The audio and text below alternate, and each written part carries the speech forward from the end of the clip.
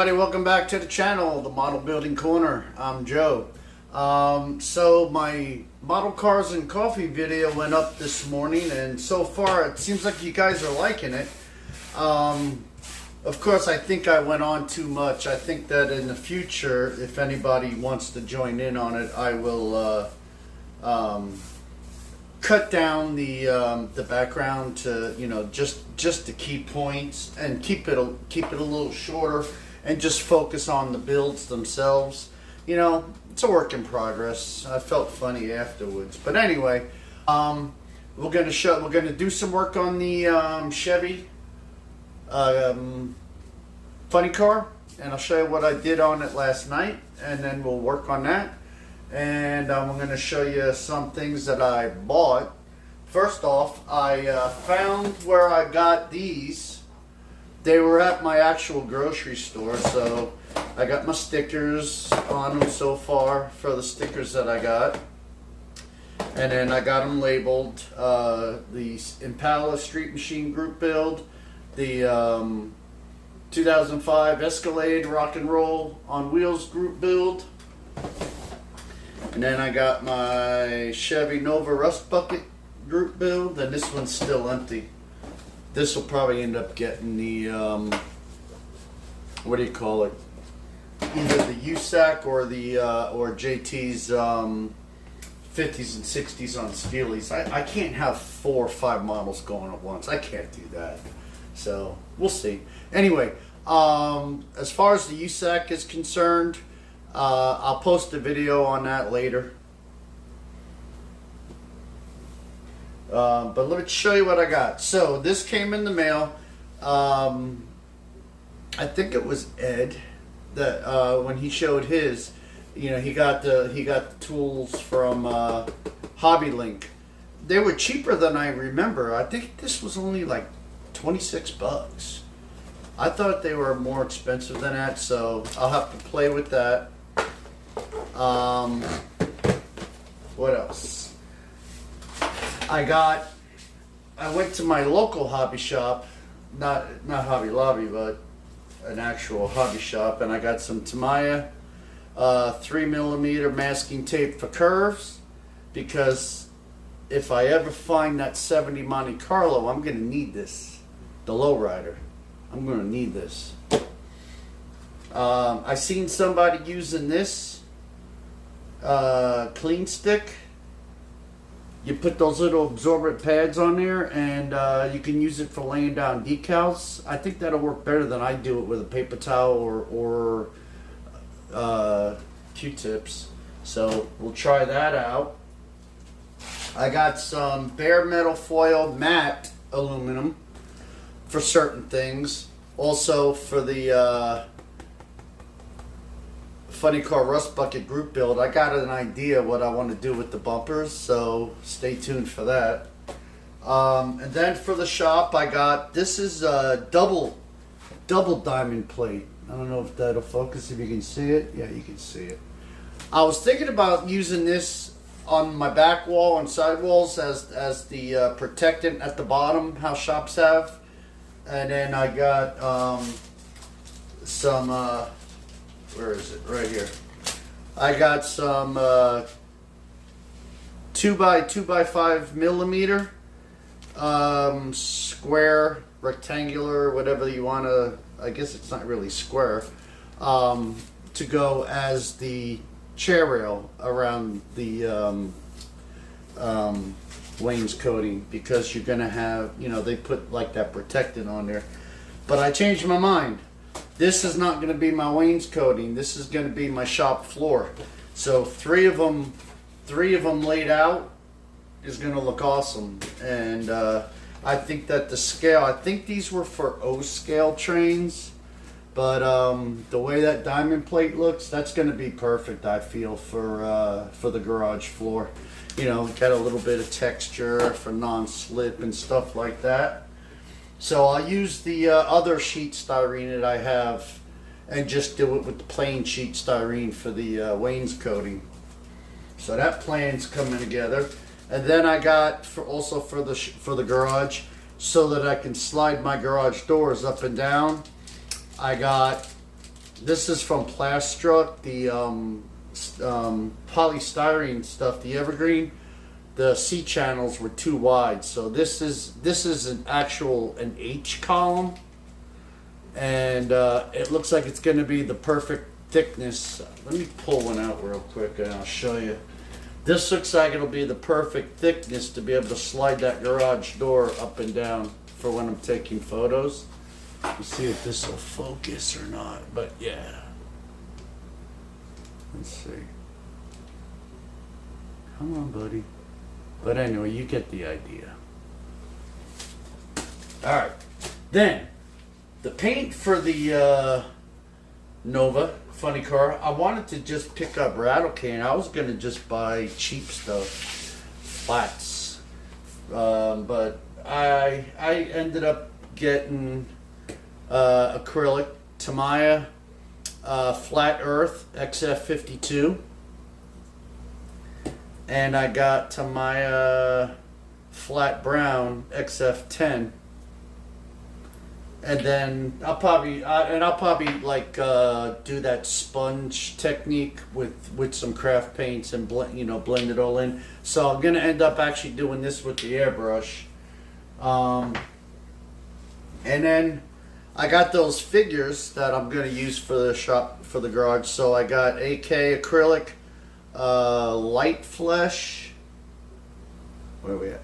Light flesh, medium flesh, and dark flesh, which they look pretty close, but if you look at them together, it's a little different. So I gotta paint those figures. Hopefully I make them look real. So yeah, that's it on the purchases. But anyway, let me get you in here and I'll show you what I got on the Nova. Alright, so this is what I worked on last night. Man, I went to town. Alright, so that original quarter panel, I went deeper. I got around there. The door's all rotted out. This fender's all rotted out. Look at the roof. The roof is rotting. The molding and the window frame rotted away. She's rotting away through there. That back panel there, all rotted out. Trunk picked some up. On this side, same thing, quarter panel shot. Coming through the door there, at the bottom of the door, that top fender. So it's not pretty on the inside, and I'm glad that I was doing my own learning experience on this, because if I was doing this to, like, say the Impala, I would have ruined the kit. Because on this I don't care, because like I said, it's been sitting out so long. She's roached.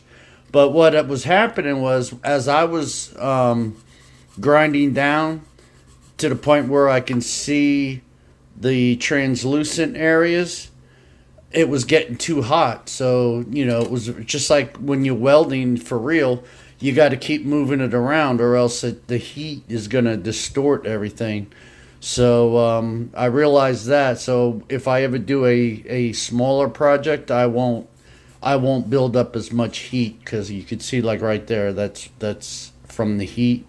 But to me, on this car, that's going to look good. What else can I say? I'm sorry about saying so much in this video and in the see, I don't understand why. I was doing good for a while there.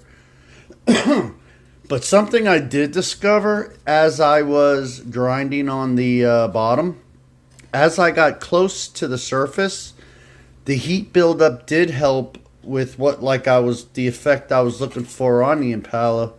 So I might go back on that Impala quarter panel, because the plastic actually started to bubble up, and I want that effect underneath the paint to represent the rust underneath the paint, and you start seeing that bubbling effect. So that worked out pretty cool.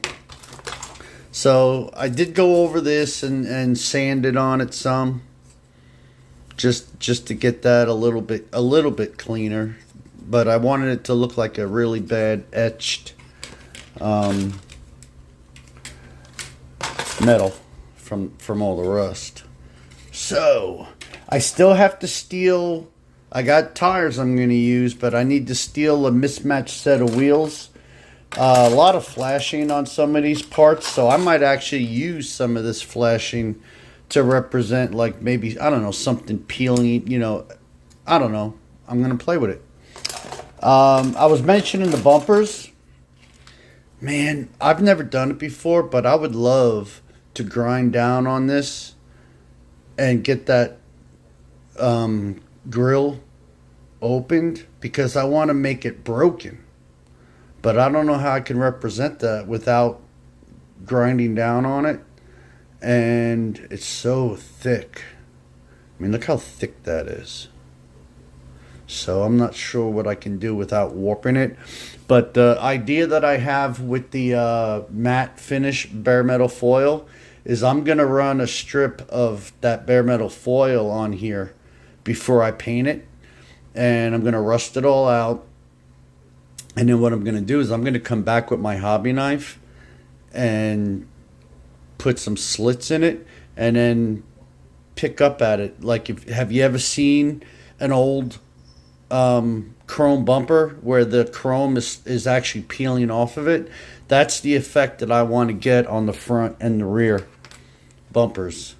So that's going to be a learning experience. I'm going to play with it, see what happens. So today I'm going to get some paint on this thing and see what it looks like with rust colors on it. So let's get to work.